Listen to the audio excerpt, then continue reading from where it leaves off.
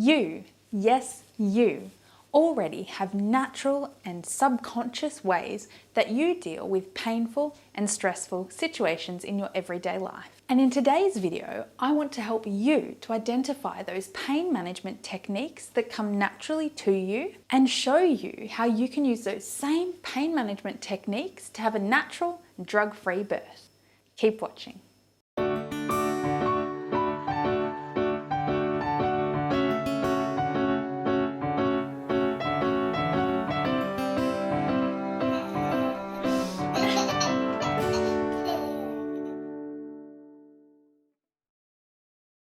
Hi, I'm Lizzie Sophia, and in today's video, I will cover the 7 ways that people deal with pain, what techniques I use during my own labour, and where you can read more about this topic to help you have a natural, drug-free labour. Let's get started. The 7 ways that people deal with painful and stressful situations in their everyday life. Number 1, movement. Movement is simply when you move your body in response to pain.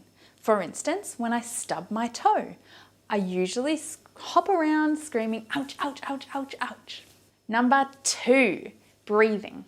Breathing is another simple technique, but it can actually be very difficult to control our breath in painful and stressful situations. We either tend to breathe too quickly, called hyperventilating, or we forget to breathe at all. And so bringing our breath under control can really help to calm ourselves down. Number 3, vocalizing. Now, vocalizing is not high-pitched screaming. It's more like a deep groan, like you're finding the source of the pain and you're responding to it. You'll often hear this with tennis players actually, when they grunt and groan as they hit the ball, and they're almost matching the energy of that shot. Number 4, visualizing.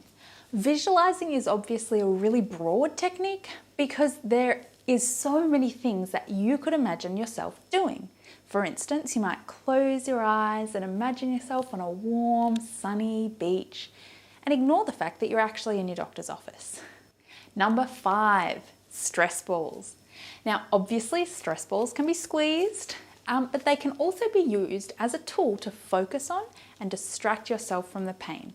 For example, with a multicolored stress ball, you might turn it around in your hands and say the color names to yourself in your head, and that can help distract from the pain or the stress of your current situation.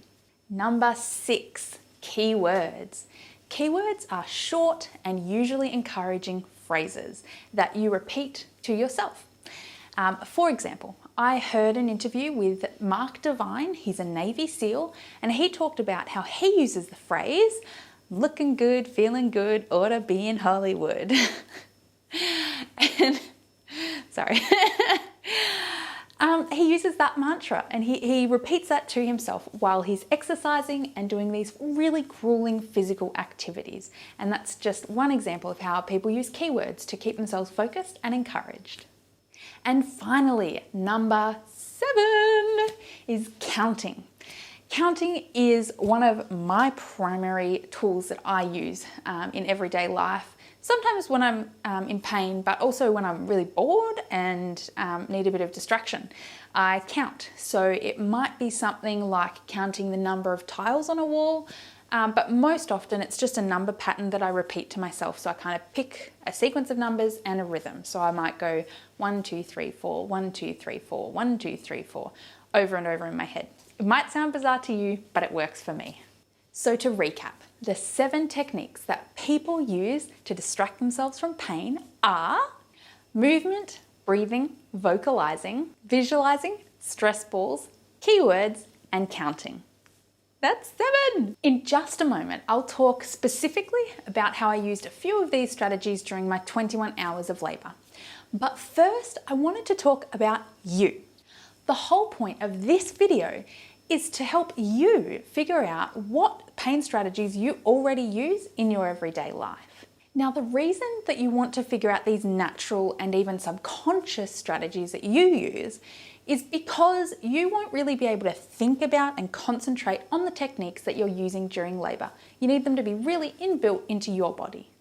So my question for you is, which of these 7 strategies for dealing with pain stand out to you? What do you use in your everyday life when you're experiencing pain, like at the doctor's, or when you're just really stressed out? And then let me know by leaving me a comment.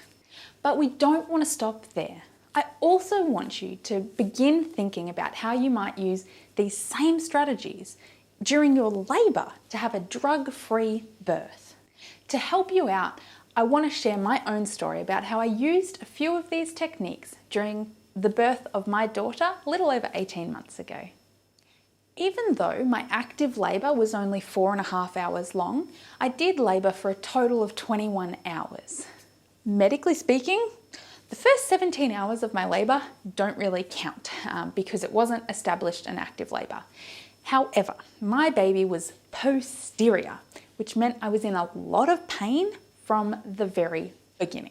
Just quickly, if you don't know, posterior is when baby is facing the wrong direction. So they are head down, they're in position, but they're facing the wrong way. Baby should be anterior, like in this picture over here, with their back along your belly, their spine curving along your belly. And when baby is anterior, their head, their forehead, pushes down on your cervix, and every contraction pushes it down on the cervix, and that's telling your body to open up. This baby's got to get out of here. But my baby was posterior, like in this picture over here. And that means their spine is against your spine. And so every contraction, rather than being productive, is actually pushing baby's skull into your spine over and over and over again. It's very unpleasant, and it creates what's called a posterior backache labour. And that is why my labour was so painful from the very beginning.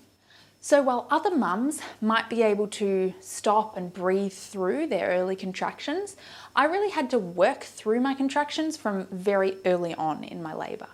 So which of these 7 pain management strategies did I use to get me through 21 hours of labour totally drug-free? To be honest, I used each of these 7 strategies at different stages throughout my labour, but there are 3 strategies in particular that stand out as having made a real difference to my birthing experience. The first strategy I used was vocalising, and I used it throughout my entire labour, and my voice hurt a lot the next day. And if you watch my birth video, which I recommend that you do, I posted that 2 weeks ago, and you will see exactly what I mean when I talk about this strategy and how I used it. So during early labour, my mum stood behind me doing counter back pressure. That's part of the posterior backache labour. And she also did a really deep groan with me. And that gave me something to focus on, to really pull me back and focus on her voice. So I knew what I was doing and stayed on top of the contractions. Specifically, I used vocalising by focusing on the pain. So this might sound a little weird, but this is what I did.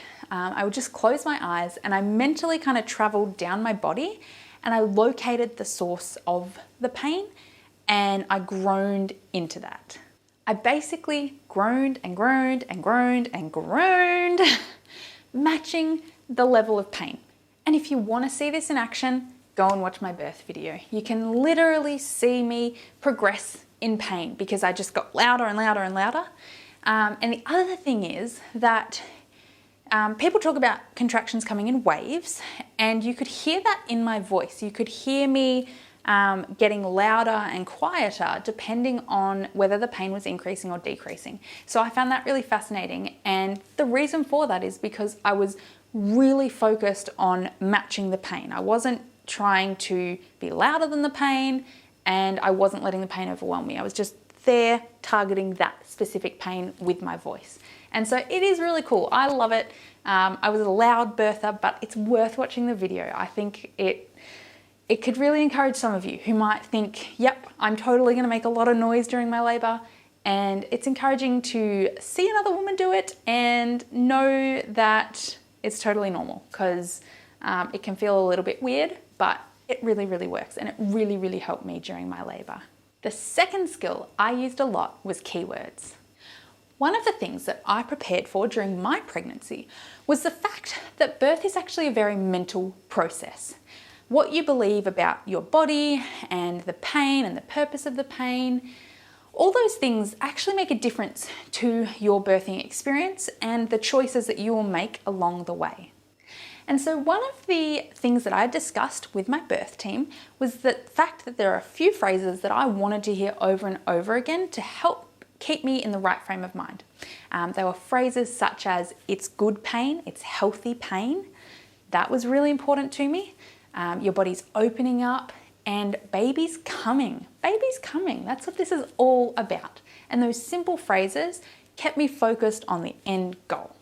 And finally, the third skill that I relied upon during my own labour was counting. But funnily enough, I wasn't the one counting. My amazing twin sister counted me through pretty much every contraction for those entire 21 hours of labour. 30 seconds, you're halfway there. She did an amazing job.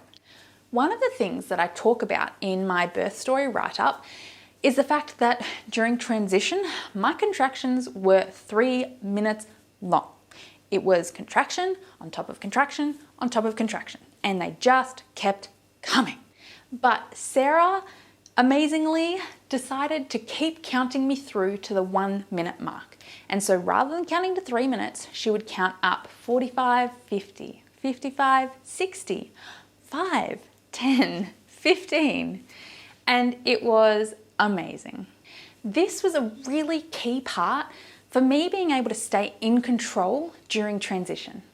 Rather than just being completely overwhelmed, I was able to focus on that one contraction. It's just this 1 minute that I've got to get through. I wasn't thinking about the numerous contractions to come. I wasn't thinking about the 3 minutes to come. And I wasn't thinking about the hours of labour that had already passed. I was just focused on that 1 minute. And as I said, it would come in waves. And so I knew based on where she was counting, where I was up to in the pain. Like I knew that when she got to 15 seconds, it's gonna amp up, it's gonna peak. And that would peak right up until about 45 seconds. I'd hear her say 45 and I'm like, yes, we're on the home stretch, and that'd get down to the minute mark. And so transition, it did keep coming, but knowing those peaks and knowing the timing really helped me to get through each contraction.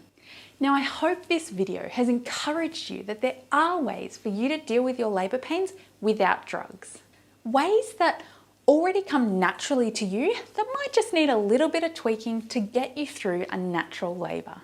So if you'd like more information than I could fit into this one video, then click the link below and head over to my blog where I have written up how I used each of these 7 strategies. Like I said, I did use all of the strategies at different times, so I've got much more detail over in my blog post, and that should help give you an idea of how you might use these same strategies. And over there, you'll also find a pretty little box to click where you can download my recommended books and films to read and watch while you prepare for your own natural labour. After you click that link, you just enter your email address and I'll deliver the PDF straight to your inbox. Thank you so much for watching. Next Monday, I'll be talking about the science behind watching other mothers birth and breastfeed and how it can actually help you to prepare for labour and breastfeeding. So if you haven't subscribed to my YouTube channel yet, make sure you do that so that you'll get notified when my next videos are released. I'll see you next time.